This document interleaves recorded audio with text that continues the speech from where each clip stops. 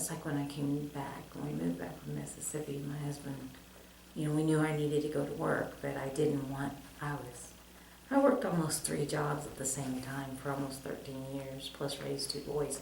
I just wanted one job. One job. When we moved back from Mississippi, our oldest son got his job first. He moved back and stayed with my parents and drove back and forth from Seymour and worked at Bass Pro.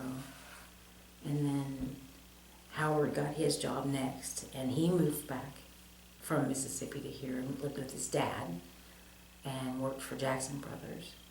We had 6 to 8 weeks of school left, and my son at that time was a junior in high school, and he's a gifted. And they told him, if you leave, you're going to get a 0 on all of your finals. We're not going to give them to you early. We don't care if you're smart enough to do it or not. And Republic School, which we were moving into, said he's not been here long enough for us to try to even give him a final. So him and I stayed in Mississippi for like 6 to 8 weeks. I drove the school bus and he went to school and I worked at the flower shop. And then we all moved back here. My husband and I lived with his dad for a few months. My youngest son lived with my sister for a few months, and my other son stayed with my parents until I got the job at City Utilities, and then we got an apartment. So basically, we started over when we moved back. Right. And you like City Utilities? I do. You seem to really like your job as a bus driver. Yeah, I mean, it's got its challenges. Every job has its challenges. Of course. But as far as, I don't like being trapped in an office. When I was on light duty with my shoulder, CU puts you on, what's called light duty. And you get different office jobs, clerical work and stuff to do what you can handle, when you're, and I realized real quick, I didn't like working at the bank, being in my own office anyways. I hated it. In fact, when I quit working at the bank and went back, I started working for FEMA for a short period of time during the ice storm, driving a backhoe. My husband said he was the only person he knew that had a wife that went from wearing heels to work to steel-toe boots. I don't like being trapped. I felt trapped in the office. Right. And so I learned that when I was on light duty, that I really didn't want another clerical job with CU even. I just like being outside and being able to see the world. And when you say on light duty, you mean from this incident? Both incidences. When I had injured my left shoulder when I had surgery before, they do the same thing. You're on light duty. And that was 2015, wasn't it? Yeah, something like that. I worked for them for about 3 years before that happened, yeah. I remember feeling horrible. I didn't feel like I'd worked for them long enough for them to have to do this, but I injured it on the bus. In fact, that was funny. I didn't even know anything about work comp when that happened. I went in and asked my supervisor, I said, how do I get some time off to go to the doctor? Because it was really hurting. And he said, what happened? And I told him, what happened? He goes, no, you need to go to our doctor, not your doctor. Yeah. And that's when it all started. Mm-hmm. But that was the left shoulder. Was a learning experience, for sure. Yeah, it was. Okay. Let's try to walk through an average day now, in the last, 6 months or a year or whatever. What time, do you have a fixed schedule? I do now, I do. What is it? I work from 10:30 to 6:30 every day. I work a straight 8, I don't drive, I don't have a lunch break or anything. And I actually kind of like that. Go in, do my job, go home. It can be a little Shorter stressful, that way, right? a little bit stressful at days, and, stressful at times, but it's nicer. Yeah, I had a schedule where I had a lunch break, and I felt like I was at work all day long. Right. I like that. Just go get my work done, go home. Yeah. Do you get any breaks at all? No. Well, when you come into the transit center, depending on how you're running on time, you usually have about 8 minutes if it's a good day and you're on time. If you're pushed for schedule, like the holiday traffic and stuff, I might get off and run in, go to the bathroom, come back, and that's it. There's not much. I hadn't even thought about that. Yeah. How do you go to the bathroom? It's quick because we have restroom facilities at the transit center, and that's it. You gotta Because you can't. book it and go. Right. If it's an emergency, they do let you pull over. If I had to. Right. But other than that, no, you don't. Can't drink much during the day. And I drink a lot of water because my kidneys. I want to keep my kidneys healthy and stuff. So yeah, I'm running back and forth a lot. All right. I mean, obviously, you're a bus driver. Yeah. But I know that there's stuff you have to do that I'm unfamiliar with. So what do you do from the minute you get there in the morning? Well, obviously you got to clock in and go down. We have to travel from Boonville and Division, which is where we clock in. That's the main office. And then we have to travel down to the transit center. If you come in, like on Saturdays, I come in really early. And I start my shift on the bus. I start the bus that day. So therefore you got to come in and go out, get your bus, inspect it, walk around it, make sure everything's safe, no leakage. You got to rub your hand around the tire, make sure there's no bulges. Okay, let's. You explained that well, but I want you to go in a little bit more detail. How do you inspect a bus? What do you have to do? Well, you go inside first. What I do is I step inside the bus to begin with. We have a tablet that we have to start up, which is our GPS unit, and it always takes a little longer to boot up than everything else. So I start it up. The buses are started. The mechanics get them started in a little warm floors usually. And you check your lift. You have the front of the buses go down. They're called a kneeling. Mm-hmm. You make sure that's working properly. And then you make sure your ramp lift is working properly. You hit the switches. Where is the ramp lift? Front or back? It's front. It's right here beside you. The one close to the driver? Yeah, it's right as the main door. And it's a piece of metal that interlocks into the floor. But when you flip it out, it folds all the way out onto the sidewalk, and the person can wheel up and into the bus. And is that completely automatic, or do you have to use your arms at all? If it breaks down, you got to get it out by your hands. You have a tool that you pop down into this groove, and it pops it up about that far. And then you got to get your fingers underneath there and pull it up and flip it out. How often does that happen? Hopefully not very often. Well, give me some idea. How often? The last time it happened to me was about 3 months ago. So they don't happen very often. But when you do that, you get, how much does that weigh, do you know? About 40 pounds. Okay. Because it's a solid piece of sheet metal. It's another plate. And you want it, a person in a automatic wheelchair, or not automatic, but an electric wheelchair, it weighs about 300 pounds. And then you've got the person in the chair, which is usually a pretty good sized person. And you might flip that ramp out, and you've got the ramp is your bus here, and then you've got the curb here. So there's a space there. It's got to be strong enough to support the weight. that they don't, So it's a pretty heavy sheet of metal. Right. The access buses, the small buses, are harder when your ramp breaks because the big buses you're inside and you can actually kneel down and grab a hold of it and use your whole body to pull it up and out.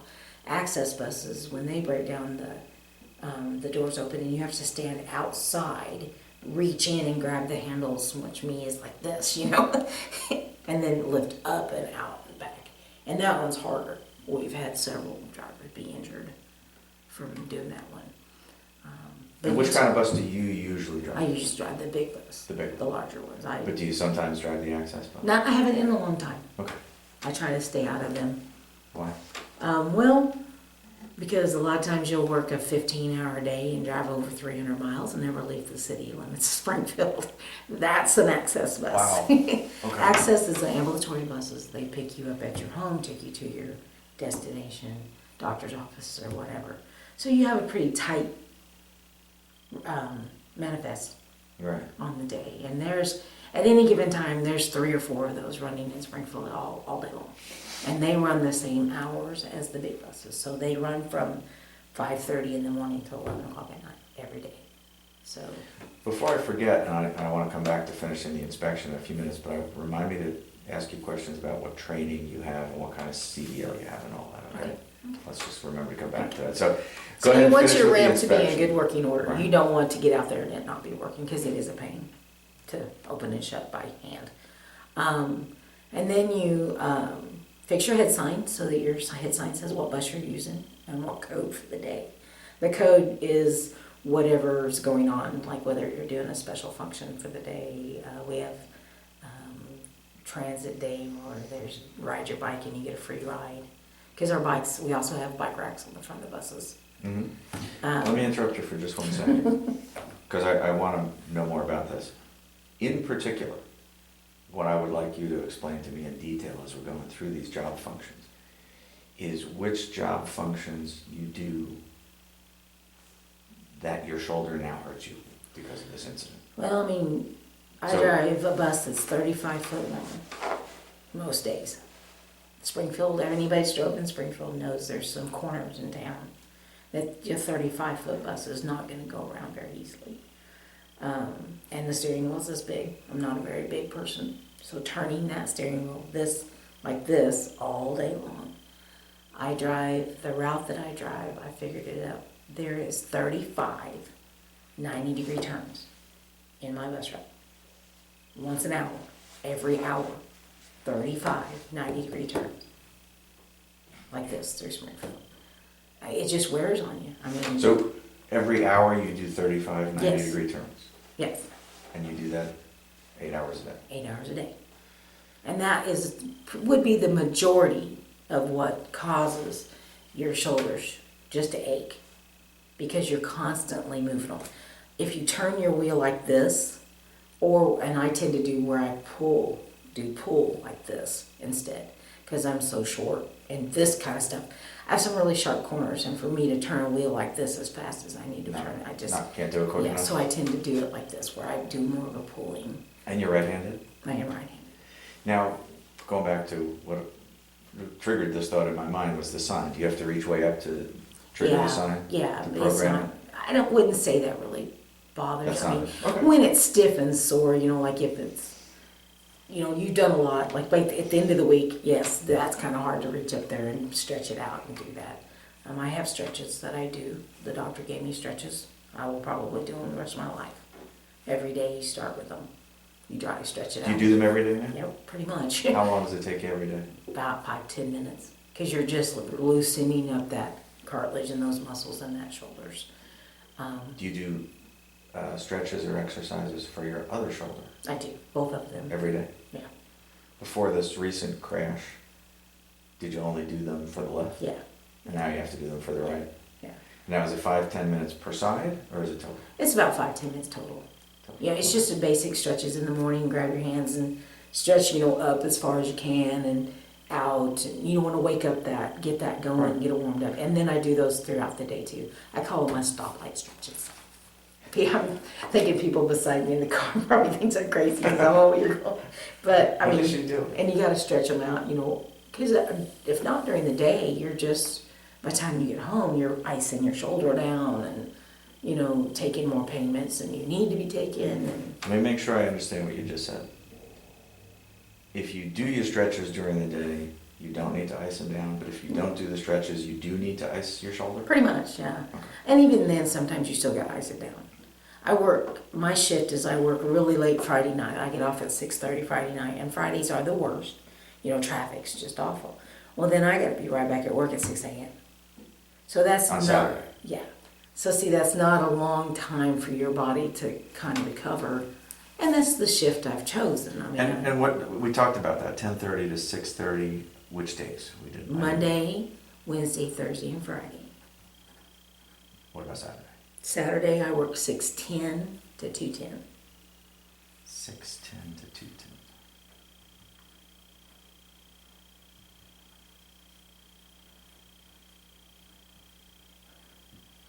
Okay. So I mean, you feel like you didn't go home. Right, because Yes. you're starting at 10:30 on Friday, but you're only Yeah. not even 12 hours off. Yeah. So I mean, though by Saturday evening's probably the worst part. That's when I'm really feeling it because you've had those 2 days back to back. My normal bus route is the 35, like I said, 90. I guess was that a 40 degree? 90 degrees. That's 90. Yeah, it's 90 Yeah, degree. you're right. So then Saturday bus route it's a pretty curvy turn. You do a lot of turns too. I don't think I've ever counted it up. So you drive the same route Monday, Wednesday, Thursday, Friday, Mhm. but a different route on On Saturday. Saturdays, yes. Yeah, the schedule for the whole bus system changes on Saturdays and Sundays. Sure. So,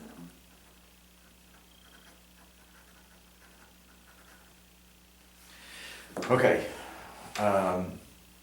And I apologize that Inspection? I'm right, exactly. I apologize that I'm bouncing around, but I don't want to miss anything. Then you get down, So you have to go lay ahead, your the seats inspection. down, which the seats are really heavy on the older buses. You have a lock, you have to push the seat up and pull the lock up and then drop it. And that, I mean, first thing in the morning, that can be hard. I tend to just let them drop, because if you just, to let them down easy sometimes is kind of, the new buses are really lightweight. The I seats don't are- understand. What do you mean let the seats down? Sorry. For the wheelchairs to fit on the bus, the first section of seats on a bus fold up. Oh, I But see when what you're saying. starting your day out, they're folded up because they've cleaned the buses the night before. I So see. you want to put them down so that your Right. first passengers, but then you're putting them up and down all day long, depending on when you get a wheelchair. And the older A buses person are in heavy. a wheelchair. The seats are heavy.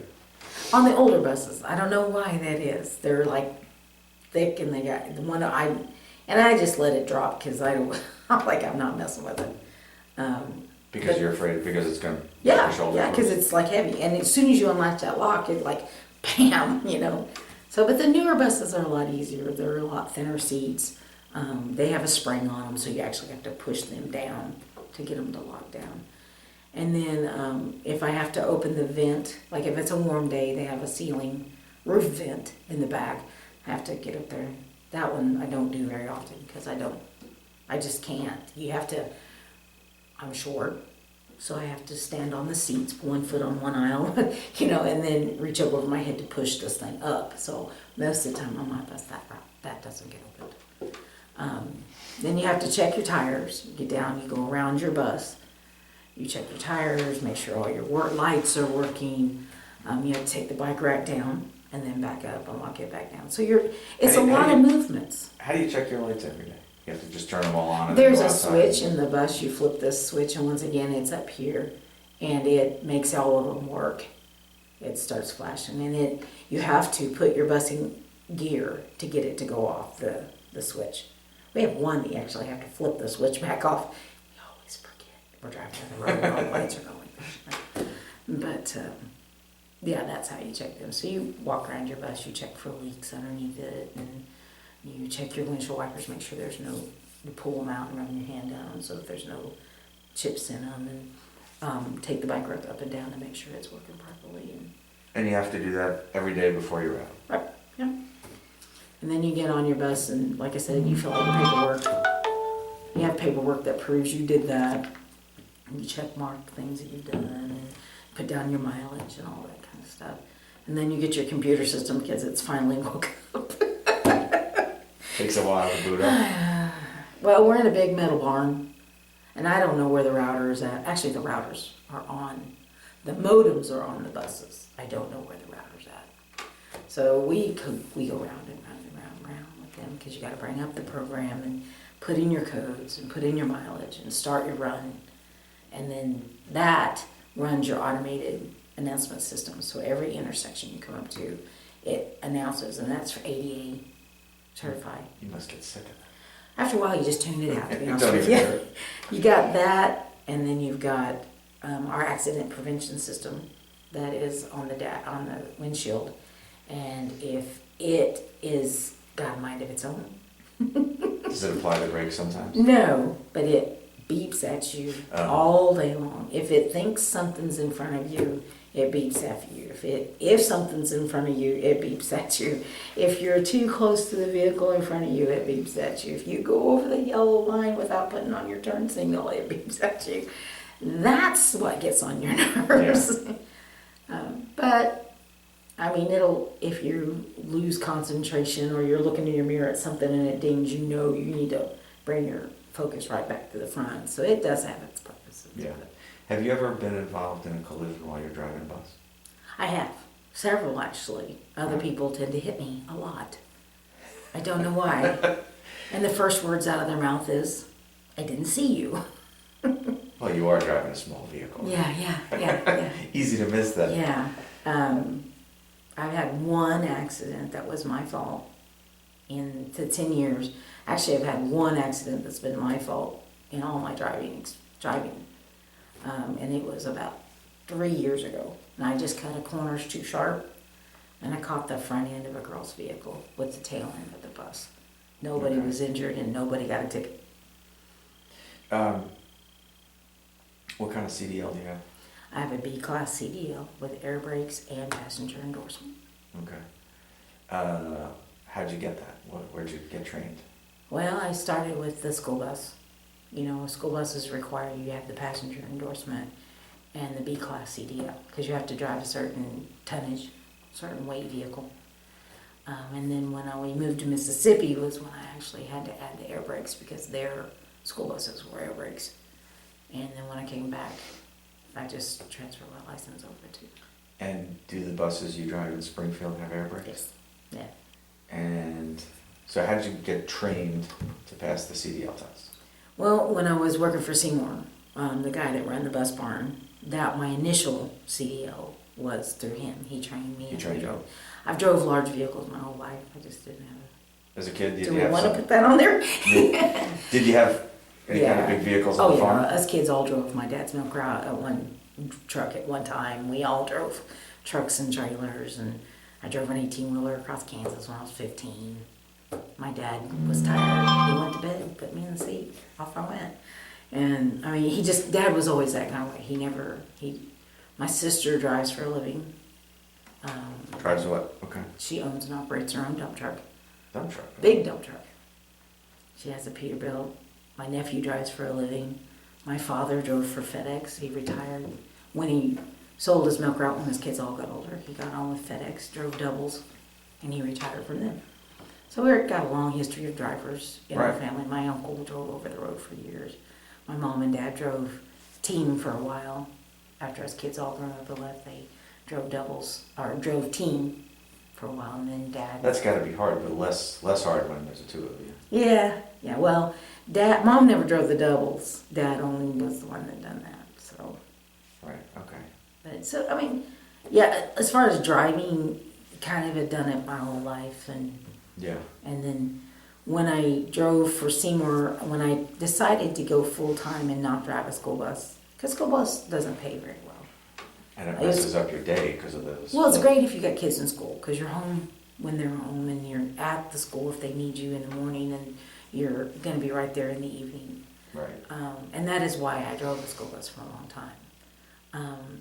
But then when I had to go full time at the bank, I gave up the school bus for a little while, and silly me gave up my CDL because it's Oh. cost you $200 and some to renew your driver's license every year or whenever you got to renew it. So plus you got to have physical every year and all that, and if you're not going to use it, it's just a lot of Right. hassle.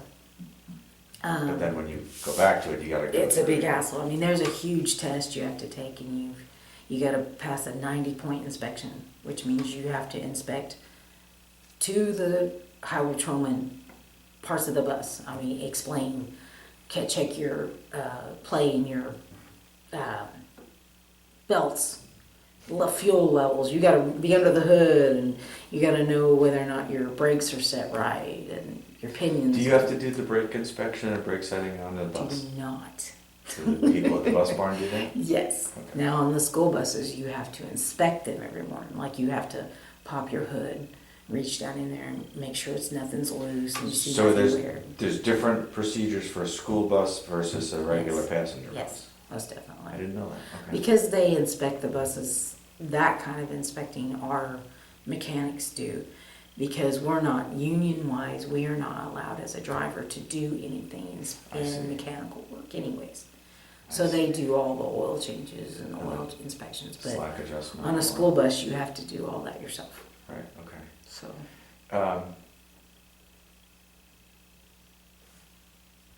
What other kinds of things that we haven't discussed so far today? Cause Maybe wear and tear strapping on down. your shoulder. would be strapping down wheelchairs. I mean, you have a very... I've never seen this, so you pull up to a bus stop where somebody's sitting there with a wheelchair. Tell me step by step what you Well, do. you gotta line up, first of all. You don't want them to have to go off in the grass. You want the ramp to flip out right in front of them, or as close as possible. They come on, you gotta get out of your, once you get the ramp. Well, this is what I do. You have to put your bus in neutral and set your brake, or else nothing works. Lower your bus all the way, flip your ramp out. Then while they're getting on the bus, I have to unhook my seatbelt. There's a door, a safety door. You have to open it. It's between you and the passengers. You open it, you lock it back. Then you go back, you flip your seats up. I pull my belts, which the belts are on a pulley system. You have to push a button, you pull out the belt. I get one belt, the one that's farthest, close to the wall, out. The person in the wheelchair, if you're fortunate, they know how to drive. They come in, they turn, and they back into the spot. The new buses have a rubber bumper against the edge of the bus. They need to put their wheelchair against that rubber bumper because that's part of your security or secure system. To make sure they don't move around. Then this is the part that hurts, is you have to, we have a lot of homeless in Springfield. When they're in their chairs, or even just someone who's in a chair, they want to carry everything they own with you. And they've got backpacks and bags. They may have 50 pounds of stuff hanging on the back of their chair. Is it common to have a homeless person in a wheelchair? Most definitely. Really? Yeah. Okay. So you've got to reach around all these bags because you have to hook this hook in a secure location. They don't want you hooking them on the back of their seats because that's a weak point. There's certain, you don't want to hook it someplace where you're not going to get the hook back out of it. Mm-hmm. And most of the time it's down below where the wheelchair connects, where the seat connects to the chair itself. So you got to get down in there and hook that in there. And that was, I'd say, is probably the most painful thing as far as not just driving, that part of my job. So about how many times a day on average do you have a wheelchair? I usually have about 6 to 10 a week.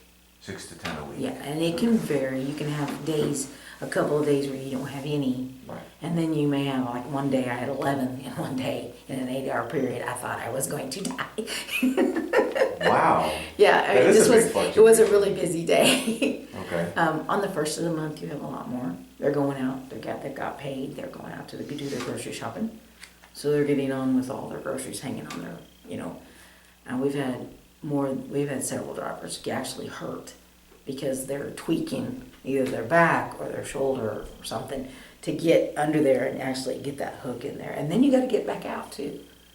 We have one guy, and he's... Get the hook back out? When you're done. I mean, and there's a 4-point hook. So you got to do that 4 times in different areas. And then you got to make sure they're tight. So you got a ratchet system that you have to pull down, and it's on a handle and it ratchets. New buses, there's a 3 hooks, and then the ratchet. Older buses, it's 4. And then, like I said, if they want the, I hate to say this, but I hate it when they say they want the seatbelt. Because not a lot of them do it, and it's on the it's all the way against the wall, one of them is, and the other one's out here. Nobody uses them all that often, so they're laying on the floor, and they're cruddy, because there's no place to lock them up where they're not just on the floor. So you got to reach way down in there over the straps, because you ask them if they want their seatbelt after you've strapped them in, and then you got to stretch it. It's just a pain, but if they want it, they want it. Right. Okay. And I gotta say that sometimes I probably would want one too. You know what I mean? Yeah. And but then you hook them in the wheelchair. But then, like I said, you gotta get them back out the same way. You gotta undo everything you've done to get them back off the bus. So. Thought just crossed my mind, and I should know the answer to this, but I don't. Did you ever fill out an incident report for city utilities from this crash? I did not. Keith would have done that because Keith was the driver. Right, he was, but you also were... As myself, they said as a passenger, I did not have to. If anything, I mean, we have to do that. If anything else, if you're the driver and anything else happens, yes. Did you ever fill out an injury report for this collision? You know, I don't remember. I don't either. I remember safety usually has to come and talk to you when they think they're done. You know, like when you're finished and they think you're as good as you're going to get, they will send safety over to do a final interview. I never got that with this injury because it just kept on and on and on. And then COVID hit, so they never did do that. I don't remember. I don't think there is an injury report you fill out, to be honest with you, now that I'm thinking about it. But the incident report should be there with Keith. Yeah, no, I'm more concerned about your words. Okay. I don't really care what Keith says because the collision's on video. Yeah. He's also the guy who said, "Oh, nobody's hurt or everybody's fine" or something. Which He's like, true. Debbie might be hurt a little bit. But that was only after he said, "No, we're fine." Yeah. Um, Keith's funny. Scale of 0 to 10. big an impact on your life did your left shoulder injury and surgery have? Not this one. And I don't mean originally, I mean like a year or two later. No, I'm thinking, as far as,